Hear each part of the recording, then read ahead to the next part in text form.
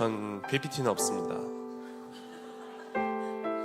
제가 PPT를 만들었지만 찾을 수가 없습니다. 그래서 띄우고 싶은 거 있으시면은 띄우셔도 되고 없으면은 그냥 냅두시면 됩니다. 네. 제가 무대 공포증이 있어가지고 저희 아버지께 물어봤습니다. 어떻게 하면은 그렇게 열심히 그런 뭐랄까 카리스마가 넘치는 설교자가 될 수 있을까요? 저희 아버지께서 분위기를 푸는 게 중요하다고 하셨습니다. 예수님께서 최후의 만찬을 딱 시간대 제자들을 불러 모으셨습니다. 그때 포도주와 빵이 나왔고 김치볶음밥이 나왔습니다. 예수님이 김치볶음밥을 보고 무엇이라고 하셨을까요? 누가복음이라고 하셨습니다. 하하하. 자, 예. 자, 분위기가 좀 풀어졌고요.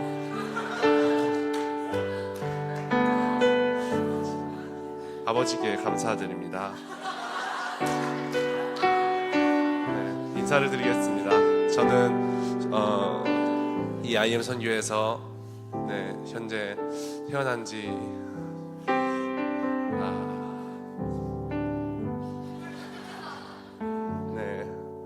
접니다. 태어난 지 이제 20살이니까 20년이 되었습니다. 참 많은 우여곡절과 이 시간들이 있었지만은 참 살려주시고 하나님께서 여기까지 잘 인도해 주심의 은혜인 줄을 믿습니다. 네, 저는 이제 몇 년에 태어났냐면요, 2006년에 태어났는데 그때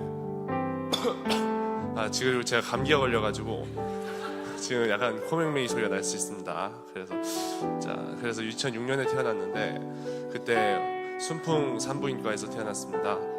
그래서 딱 태어나고 제가 1월 22일이 생일입니다. 얼마 전이었는데 태어나고 나서 바로 2월에 IM 선교회라는 이름은 아니고 어느 교회로 처음 시작을 했습니다. 제가 태어나고 나서. 그러면서 저희 아버지에게 말씀을 하나님께서 주셨는데, 이 아이가 자라나는 것 같이 너희 그것도 IM 선교회도 같이 성장할 것이다. 네, 제가 15살 때고 그렇게 하나님께서 말씀을 주셨습니다. 그래서 참 그때는 간증을 하려고 해도 사실 기억이 나지 않습니다. 아무래도 어려가지고. 하지만 하나님께서 그런 말씀을 주시고, 저는 아직도 생각나는 게, 제가 막 예배당에서 기도를 하고 있는데 우리 필립이랑 그 성도가 막 뛰어놀잖아요. 쟤네들은 저기 뒤에서 뛰어노는데 저랑 수아는 이 사람들 사이를 막 종횡무진하면서 기도의 시간에 막 뛰어놀았었어요.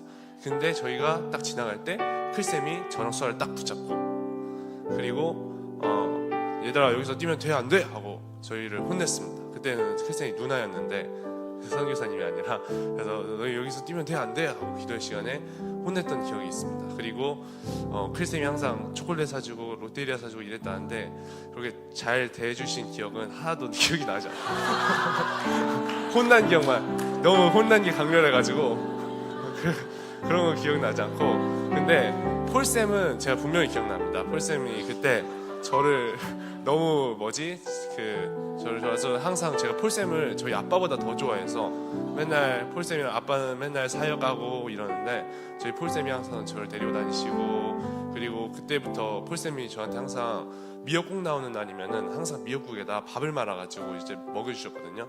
그래가지고 아직도 추억의 음식이라고 할 수 있습니다. 미역국에다 밥 말아 먹는 게.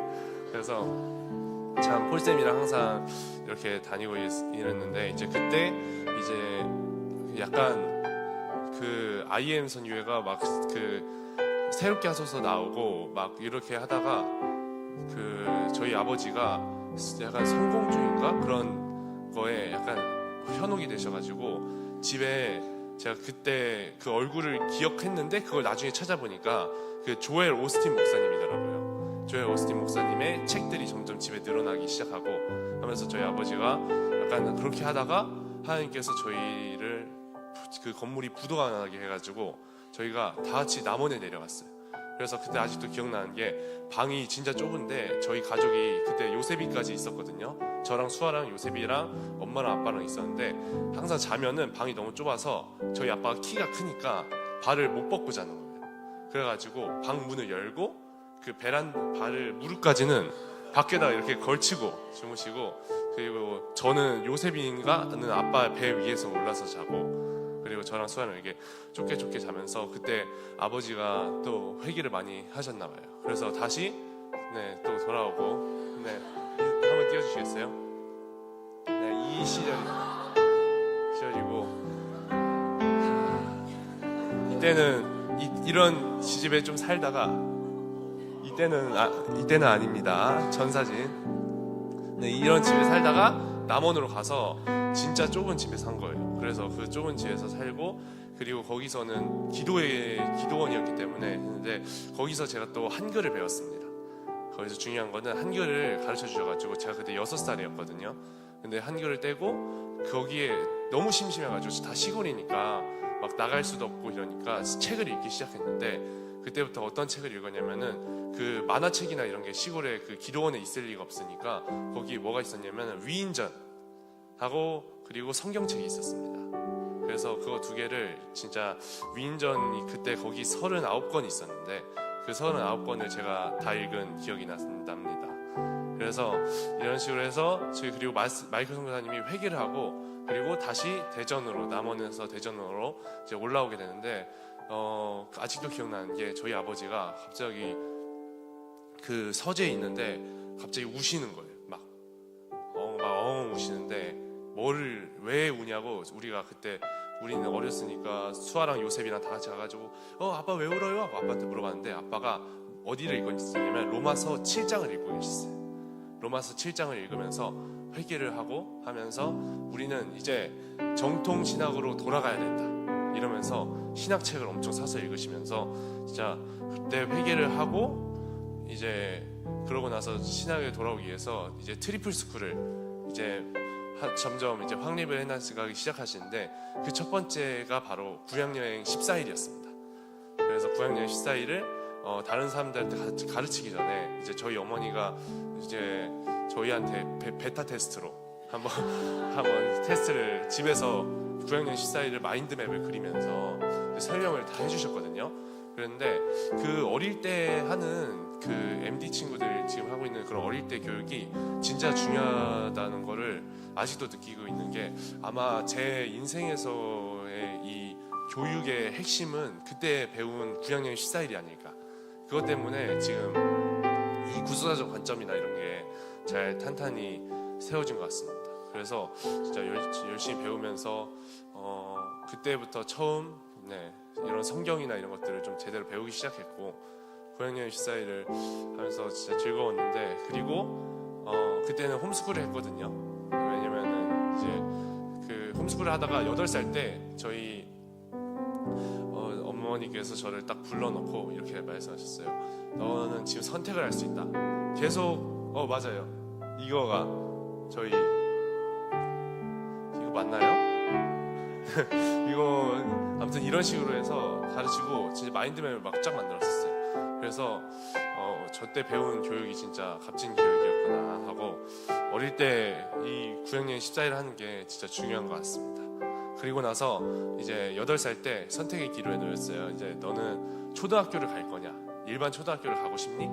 아니면은 그냥 여기서 계속 홈스쿨을 하고 싶니? 근데 저는 그때 좀 고민을 하다가 제가 어느 놀이터에 갔거든요. 초등학교 놀이터에 갔는데 어떤 사람이 저한테 물어보는 거예요. 야, 너 조시냐? 이랬어요. 어떤 저랑 동갑이 같이 보이는 애가 너 조시냐? 이러는 거예요. 그래가지고 내가 나 조시인데? 하더니 갑자기 모래를 집어서 저한테 막 뿌리기 시작하는 거예요. 그래서 온몸이 모래 범벅이 돼서 집에 돌아왔는데, 그걸 계기로, 그리고 또 나갔는데 갑자기 제가 어떤 그 초등학교 6학년 형이 저를 막 나뭇가지로 때리는 거예요. 그래서 그거를 보고 초등학교는 갈 곳이 못 되는구나. 그래서 홈스쿨 계속 하겠습니다. 근데 좋은 선택이었던 것 같아요. 그래서 그걸 통해서 또 아이언 선교에 남아있게 되고 8살 때 하다가 저희 아버지께서 계속 홈스쿨을 배우면서 그때 10살 때쯤 그 계속 홈스쿨 그 교육을 통해서 10살 땐가 그 초등학교 검정고시를 막 100점을 맞고 이랬던 것 같아요. 그래서 아무튼 다시 돌아와서 8살 때, 그리고 저희 아버지께서 이제 우리는 한국을 넘겨주고 이제 우리는 필리핀으로 간다, 필리핀으로 선교를 떠난다, 이렇게 하시는 거예요. 우리는 이제 필리핀에서 살겠다, 이렇게 하셔가지고, 네, 저 때가 필리핀 사진입니다. 필리핀 사진인데, 우린 필리핀에서 살겠다 이러면서 저한테 백두산 이야기를 해주셨어요. 백두산이 좀 있으면 폭발할 것이다. 그리고 백두산이 폭발하면은 한국은 날아간다. 그리고 클라 선교사님이 그때 아직도 기억나는 게 이런 말씀하셨어요. 북한은 고통을 느낄 새도 없이 죽을 것이다. 하지만 한국은 용암이 점차 천천히 내려와서 너의 발가락부터 머리끝까지 점점 타는 고통을 느끼게 될 것이다 라고 저희 어머니랑 하시는 대화를 듣고 얼른 도망치자 하고 저희 아버지가 말씀하신 게 필리핀 가면은 2층 침대가 있어 이러는 거예요. 그래서 그 말에 혹해서 필리핀으로 딱 가는 거예요. 그래서 필리핀 가면서 처음에는 저야 와 좋다 하고 막 뛰어놀고 이랬는데 그때 믿음이가 7개월이었거든요. 그리고 막 신학생도 몰려오는데 밥은 항상 한 끼에 일반찬이었고요. 하루에 일반찬이었습니다. 그 큰 국통에다가 저희 아버지가 그 된장찌개를 만드시는데 배추를 3등분을 해가지고 바로 넣고 바로 끓이고, 그리고 밥으로 막 김치만 나오는 날도 있고, 그리고 어느 날은 또요라고 해가지고 멸치 조금 큰 거를 구워주거든요. 근데 그거가 막 밥으로 나오고, 그리고 저희가 그 말똥죽이라고 부르는 죽이 있는데 콩 같은 걸 막 섞어서 막 주고 했는데 저희는 그런 거 상관없이 진짜 재밌게 놀았습니다. 그때는. 근데 옆에 보니까 옆집에 어떤 애가 살았냐면은 돈이 없어서 판잣집을 개량을 해가지고 거기서 살고 있는 거예요. 그분을 저희 아버지가 살리겠다고 그분의 그 아내분을 저희 식당으로 고용해가지고 그때 아떼 그레이스라고 해서 같이 데리고 사역하면서 거기 옆집에 애가 있었는데 손가락이 여기에다가 하나가 더 붙어 있었어요. 손가락이 6개였고, 그리고 그 옆집에 개가 있었는데 어느 날 개가 미친 거예요. 미쳤는데 광견병에 걸려가지고 닥치는 대로 막 사람을 물기 시작하더니 병원에서 그 구조대가 와가지고 그물총을 쏴가지고 걔를 잡아가고, 옆집에 호주 애가 살았는데 걔가 다리를 물려가지고 병원에 가서 주사를 10대 맞고 살았나 죽었나 모르겠더라고요. 그래서 그런 데서 살았는데 거기서 믿음이가 어떻게 했냐면 믿음이가 그 기저귀만 자고 2살 때 돌아다니는 거예요, 밖에. 근데 저희 어머니 아버지는 지금 굉장히 수업하느라 항상 바쁘셔가지고 이제 제가 아니고 수아가 다 돌봤습니다. 수아가 다 뒤에 보시면은 이 나이 때, 네, 여기는 누군지 모르겠고, 자 중간에 믿음인데 얘가 그 밖에 유리 조각이 있을지도 모르고 거기를 맨발로 기저귀만 자고 필리핀 친구들이랑 아무 그거 없이, 믿음이가 참 강한 아이입니다. 그리고 그때 열이 올라가지고 믿음이가 응급실에 2번을 쓰러져가지고 40도가 열이 넘어 41도 이렇게 애기인데 쓰러져가고 갔어요. 처음에 믿음이가 쓰러질 때는 저는 혼자서 믿음이가 쓰러지는데 죽으면 어떡하지 하는 마음에 혼자서 다른 방에 다른 애들이 제가 울는 걸 보기가 싫어가지고 혼자서 다른 방에 가서 울었습니다. 그리고 2번째 쓰러졌을 때는 이제 익숙하다, 이쯤이면은 좀 믿음이 하겠죠. 그래서 그런 데서 살았는데 참 쓰레기 선교도 많이 나가고 쓰레기 마을로 많이 나가고 이랬는데 나가면서 진짜 참 감사했던 게 이런 삶들이 좀 뭐랄까 굉장히 다른 사람들이었으면 막 덥다고 학생들이었으면 다 덥다고 불평하고, 그리고 다른 사람이었으면은 막 다른 옆에 친구들이랑 비교하고 이랬을 텐데 저는 비교할 친구가 없는 거예요. 그래서 원래 다 이렇게 사는구나 이렇게 했어요. 생각을 했어요. 그래서 한국의 마트에 갔는데도 한국에 저희가 다시 돌아와서 믿음이가 기저귀만 입고 홈플러스를 막 돌아다니는 거예요. 그래가지고 원래 그런 게 당연하겠다 이렇게 생각을 하면서 참 살면서, 그때를 생각하면서 진짜 좋았던 게 이제 처음에 트리플 스쿨을 통해서 하고, 그 다음에 필리핀에서는 좀 이 생활적인 훈련을 좀 받으면서 어디에 떨어지든 살아나갈 수 있는 이 선교사 훈련을 좀 많이 받게 된 것 같습니다.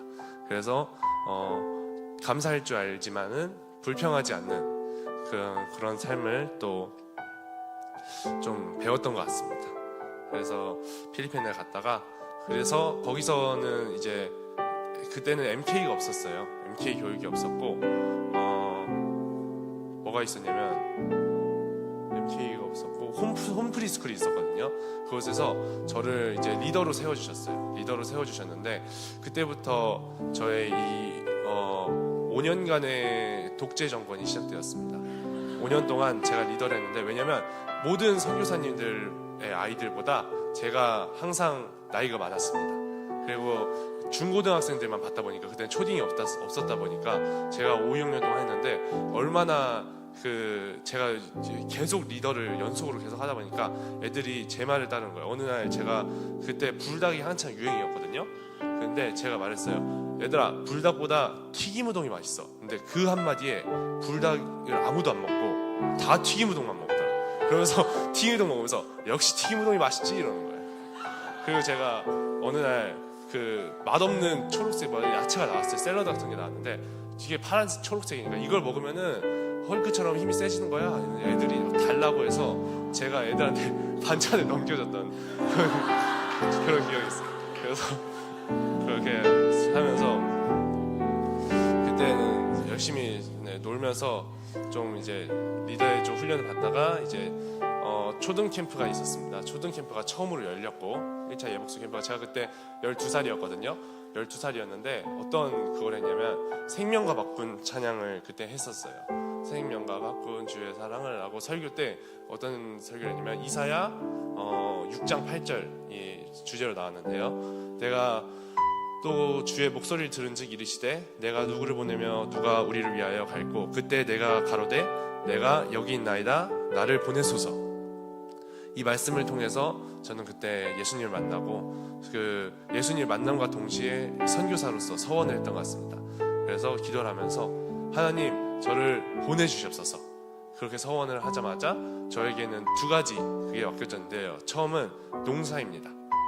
저에게 농사를 시키셔가지고 열심히 농사를 하고, 두 번째는 뒤에 있는 이 마을에 저희 그 건물에 뒤에 계곡을 넘고 그 다음에 산을 절벽을 좀 타고 가다 보면은 말이 하나가 나오거든요. 거기 애들을 데리고 전도를 해라. 그래서 그때 뜨거운 마음에 거기 가서 애들을 싹 모아서 25명을 애들을 끌고 와가지고 그때 혼자서 설교도 할 줄 모르는데 가서 창세기 설교를 또 영어로 했던 기억이 있습니다. 그래서 막 하나님께서 빛을 만드시고 이런 걸 좀 설교를 했고, 그러다가 이제 우리가 이제 한국으로 가야 된다. 다시 마이클 성교사님께 메시지를 받아서 거기 있는 교회를 또 잘 물려주고 또 한국으로 갔다가 또 미국으로 떠나게 되는데, 그 미국에서 하나님께서 또 저에게 기도 훈련을 시키셨습니다. 그래서 거기 있는 목사님이 그렇게 말씀하시는 거예요.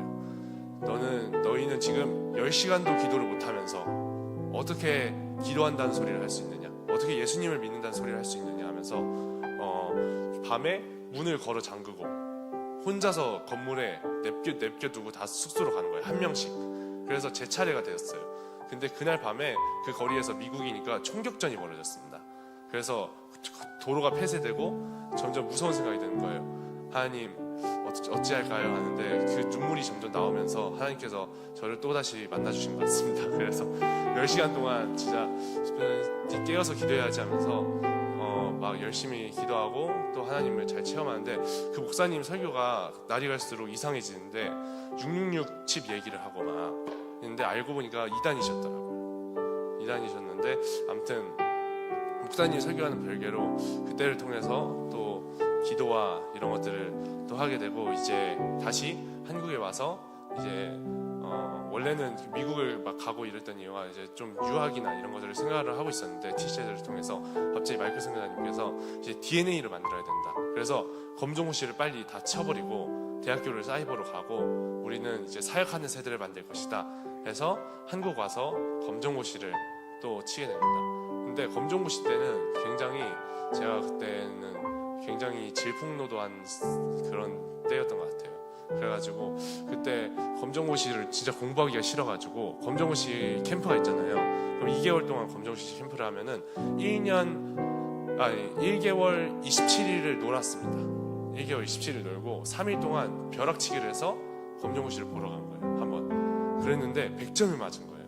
그래서 이거 할 수 있겠다. 다음 검정고시 때도 3일 동안 벼락치기를 하고 계속 벼락치기를 해가지고 굉장히 그때 영적으로 또 침체가 되었는데 다시 DNA로 맡으면서 저희 아버지께서 그렇게 말씀하셨어요. 너는 이제 예수님 하나님도 만나고 이랬는데 저희 아버지께서 다시 이런 말씀하셨어요. 너가 이대로 가게 되면은 너는 IM에서 그냥 마쌤 아들이라고 이렇게 타이틀 달고 그냥 하면은 아무것도 안 되는 거야.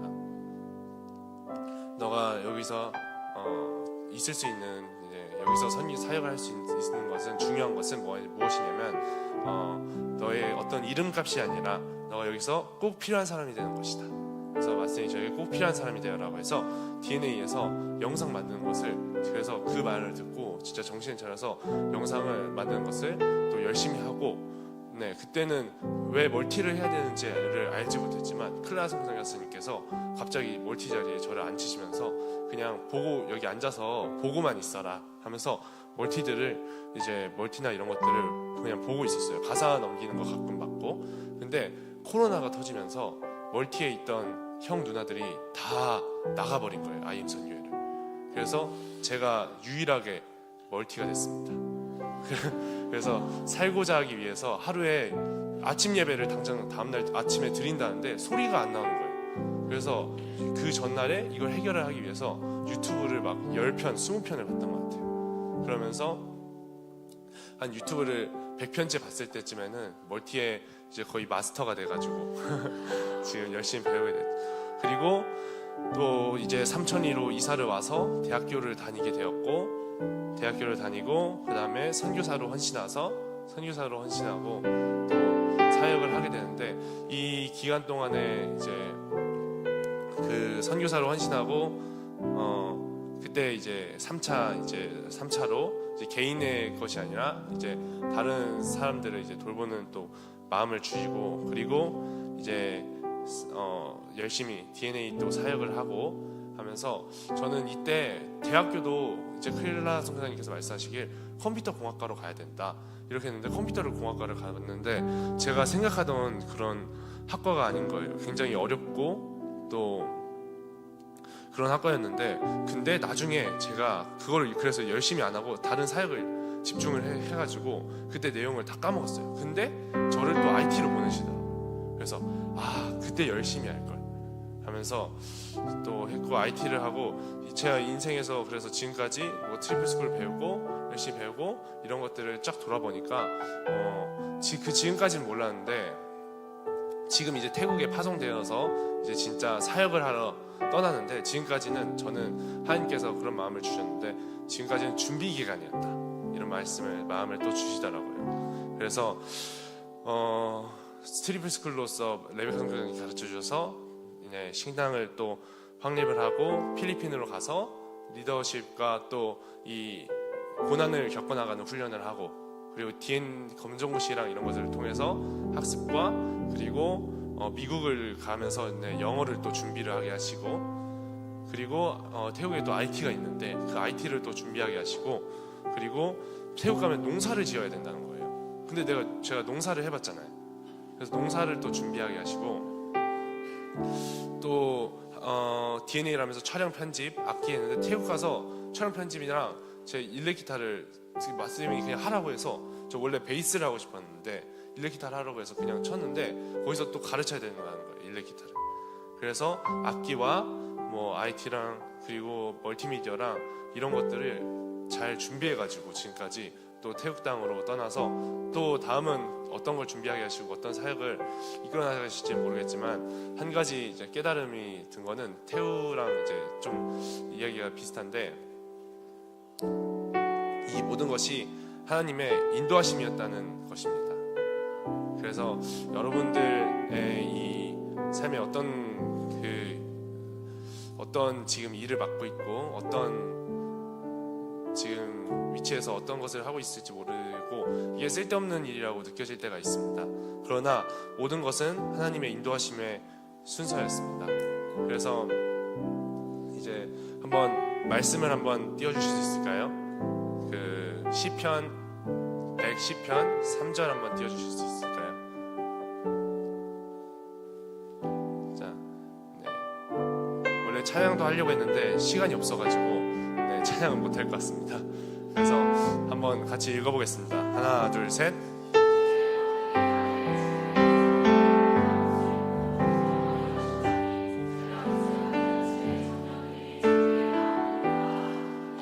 자, 말씀대로 될 줄 믿습니다. 주님께서 새벽 이슬 같은 청년들이 나오리라고 선포를 하셨습니다. 여러분도 여러분의 입으로 지금 선포를 했습니다. 새벽 이슬 같은 청년들이 사역을 하러 나올 줄 믿습니다. 그리고 여러분들이 새벽 이슬 같을 줄 믿습니다. 지금 표정을 보면은 새벽 이슬이 아니라 장맛비 같습니다. 하지만 주의 청년들이 이곳에 나왔습니다. 모두가 사역하는 세대가 될 줄 믿습니다. 지금 아멘이라고 말씀하신 분들은 모두 선교사입니다. 저와 같은 선교사입니다. 청년원 때에 여러분을 들으시길 바랍니다. 제가 이제 20살이 되었습니다. 청소년이 아니라 이번 연도부터는 청년입니다. 이제 청소년에 열심히 훈련을 받고 청년으로서 다음 훈련지와 이제는 사역을 하러 나가기 때문에 다음 사역지를 향해 나아갈 텐데 하나님께서 저에게 또 다른 길을 또 열어가실 때 저는 즐거이 헌신합니다. 즐거이 헌신하고 주께 나옵니다. 그래서 하나님이 얼마나 기뻐하실까요? 그렇죠? 여러분들의 헌신도 이제 지금 여기에 어제 졸업식을 했죠. 졸업식을 통해서 이제 20살이 되신 분들이 있습니다.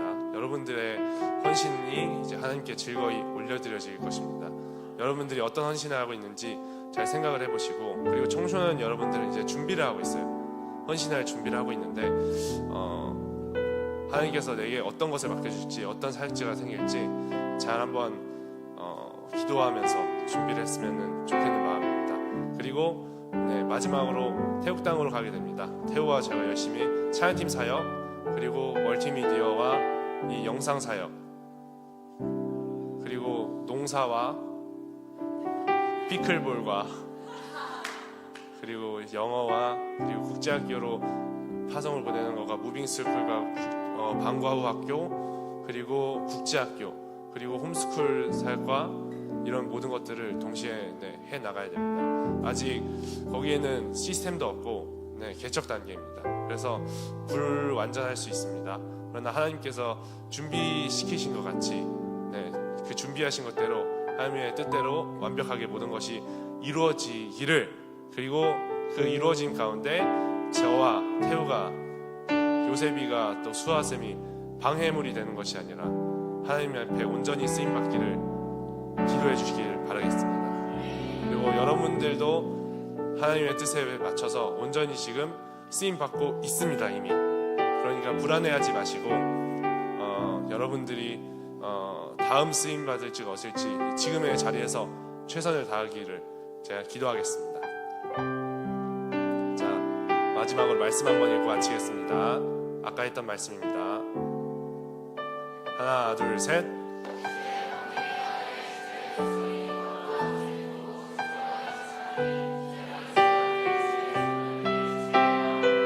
아멘. 자, 새벽 이슬 같은 주의 청년들이 주께 나오는도다.